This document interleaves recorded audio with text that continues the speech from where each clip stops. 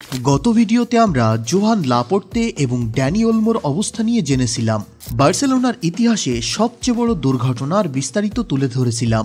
তবে আজ আমরা সেই ভিডিওর দ্বিতীয় অংশে জানব লাপোর্তে কিভাবে বার্সেলোনার ইতিহাসের সবচেয়ে বাজে প্রেসিডেন্ট হয়ে উঠলেন, বার্সেলোনার ভক্তদের সাথে কিভাবে একের পর এক ফেক প্রমিস দিয়ে ভোটে জেতার মাস্টার প্ল্যান করলেন, কিভাবে বার্সেলোনার সুপারম্যান হতে এসে জোকার হয়ে গেলেন লাপোর্তে।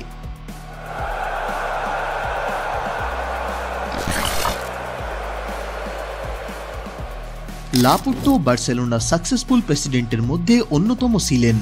2003 এবং 2010 সালে লাপোর্তে তার দক্ষতা এবং কূটনৈতিক বুদ্ধির প্রমাণ দিয়েছিলেন। এর পূর্বে বার্সার প্রেসিডেন্ট ছিলেন জোসেফ বর্টামেউ।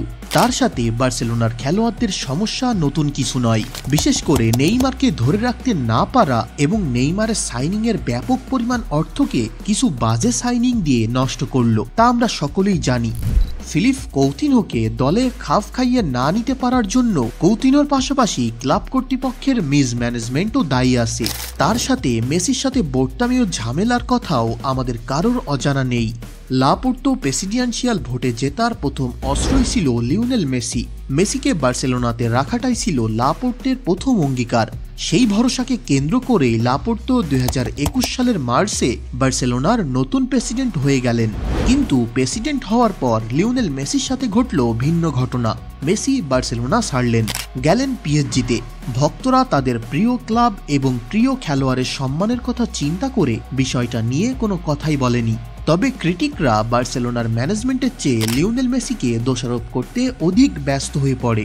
মেসিকে রাখার কোনো চেষ্টাই লাপোর্তে করেনি, উল্টো মেসিকে ভিলেন বানিয়ে দিলেন। তিনি প্রেসকে জানায় মেসিকে ফ্রিতে বার্সেলোনাতে খেলার প্রপোজাল দেওয়া হয়েছিল, কিন্তু মেসি তাতে রাজি হননি। পরবর্তীতে মেসি জানায় তাকে এমন কোনো প্রপোজাল দেওয়া হয়নি, তাকে বার্সেলোনাতে থাকার কোনো অপশনই রাখা হয়নি। শুধু ফ্রি রেজিস্ট্রেশন নয়, বেতনও কমানোর ব্যাপারে মেসি রাজি ছিলেন, কারণ মেসির খারাপ সময়ে এই ক্লাবটি তার পাশে ছিল। বার্সেলোনা ছাড়া মেসি আজ দ্য গ্রেট লিও মেসি হতে পারতেন না। সেই ক্লাবের জন্য মেসি এতটুকু করতে পারবেন না, এটা অসম্ভব। মেসি যাওয়ার পর লাপোর্তে একের পর এক বিগ সাইনিংয়ের স্বপ্ন দেখিয়েছিলেন। সার্জিও বুস্কুয়েটস বার্সা ছাড়ার পর তার স্থানে জোশুয়া কিমিককে আনার স্বপ্ন দেখিয়েছিলেন, কিন্তু কিনলেন ওরিওল রোমেওকে। হাল্যান্ডকে আনার স্বপ্ন দেখিয়ে আসছে 2-3 বছর যাবৎ, কিন্তু সেই ব্যাপারে কোনো প্রসেসিংই দেখা যাচ্ছে না। যাবেই বা কিভাবে? লাপোর্তে অর্থনৈতিক সমস্যায় সমাধান করলেন না। তার সাথে প্রতি বছর লাপোর্তে নেইমারকে ফ্রি আনার স্বপ্ন দেখিয়ে আসছেন, কিন্তু নেইমারের বাবা জানিয়েছেন নেইমারকে বার্সাতে ফেরানোর ব্যাপারে কোনো পদক্ষেপই নেয়নি বার্সা। বার্সাকে রিজেক্ট নেইমার করবেন না, বরং নেইমারকে নিয়ে গুজব ছড়ালেন লাপোর্তে যে সে বেতন নিয়ে ঝামেলা করছে।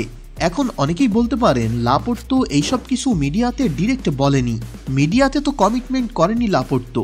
সেটার উত্তর হলো, যখন বোর্ড মিটিংয়ে এই সকল বিষয়ে কথা হয় তখনই সেগুলোকে মিডিয়ায় রিউমার্স আকারে ছড়িয়ে দেওয়া হয়।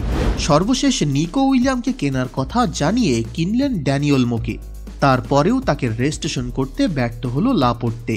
তো আপনার কি মনে হয়? ভিডিও সম্পর্কে আপনার ওপিনিয়নসগুলো ডেফিনেটলি কমেন্টে জানাবেন, আর ভিডিওতে একটি লাইক দিয়ে চ্যানেলটি সাবস্ক্রাইব করে সাথে থাকেন। কথা হবে পরের ভিডিওতে।